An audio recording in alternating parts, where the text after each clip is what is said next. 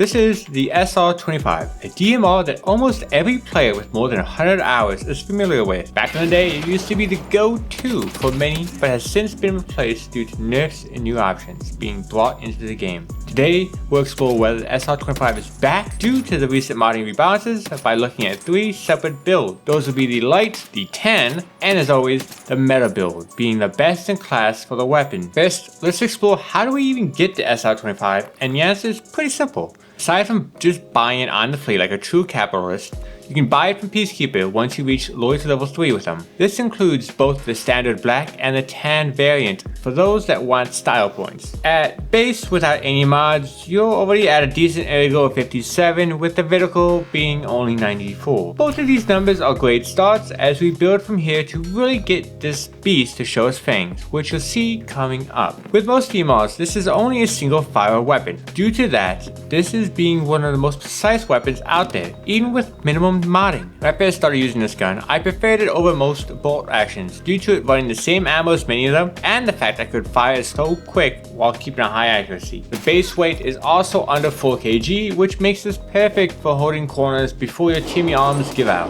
And now, looking at the range, we can see that even without mods, it's still a very decent rifle. As we did in the M700 video, we are using BCP to be able to purely look at the SR-25 handling without any variables at all. Ammo is pretty simple too, even though we have a lot of options. Early, you're likely just running BCP since it's the easiest to get in raid or buying it from Jaeger loyalty level 3, but I wouldn't recommend it. Just wait until you get M80 since it has much better pen while almost the same damage. Imagine this thing as a fast firing bolt action in a way. So you want something that can get you those clean one taps. Once you hit mid to late game, you're running whatever has the highest pen since you're aiming for that one tap potential. For that sweet spot, I recommend the new 80A1 since it can pen level 6 plates, cause bleed, and still does 75 damage with the debuffs being +4 to recoil and -5% to the accuracy. The recoil debuff isn't an issue since your goal is to kill your target in one shot, and the accuracy we can just manage with skill. I usually have the first round or two be 993, then the rest being 80A1 if I have them.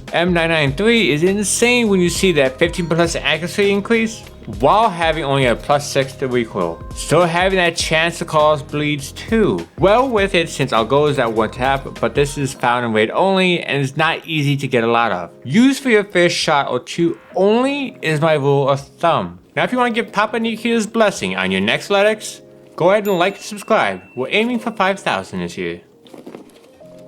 Let's take the SR to the bench and see what we can tweak from the base. We are starting with the light build, which is a combo of lightweight and budget friendly. I use this when I expect to do lots of running, such as on shoreline, but also don't want to break the bank. Without the scope, this gun is under 250k for everything, with the gun itself just being around 100k. This gets you a 59 ergo with a vertical recoil being 82, all under a 5 kg limit. This makes the setup perfect for those bigger maps to keep you not only underweight for all your loot you'll get, but it helps with keeping your arm stamina from draining so fast as you line up that perfect shot. Bringing this one into the range, let's see how the grouping looks.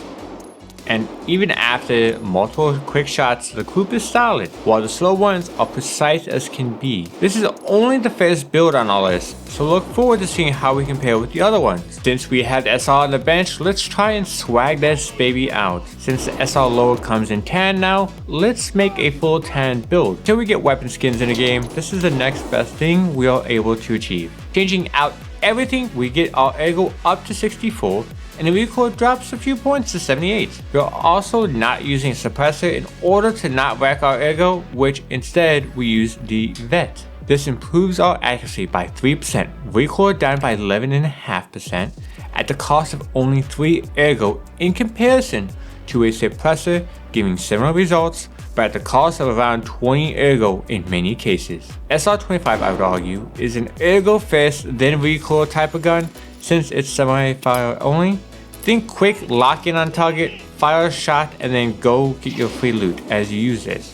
And the extra ergo, while small, helps achieve this goal. Bringing this to the range, you see that with that extra ergo combined with us keeping still at 5 kg, that we keep the snappy feeling and are able to hold our aim for a little bit longer.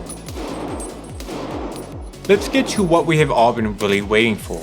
That being what is the best build I can use for the SR-25. Viewpoints that we have to hit for us to call it meta is the first being that it's suppressed for tactical use. Second, it has to be over 40 ergo while keeping the recoil under 80 to keep it lethal in any situation. 3, we do not want any overswing, which is when you ADS and you overlook the scope slightly before readjusting, since that would make the quick one taps impossible to achieve. We get this bad boy. It may not look as good as the 10 SR, I know, but this gives us everything we could want. Ergo is at almost 50. The recoil is just under our threshold, falling at 78 while being suppressed. This gun checks both of our first 2 requirements. Then for the third, we're using the GO shock instead of the PRS Gen 3. I love this for customs or reserve, since I can get those long picks as I sneak around the map, while also being able to handle close quarters well enough, since we are sticking with that 16-inch barrel. Now, the range test doesn't show a huge difference compared to the 10 SR we saw,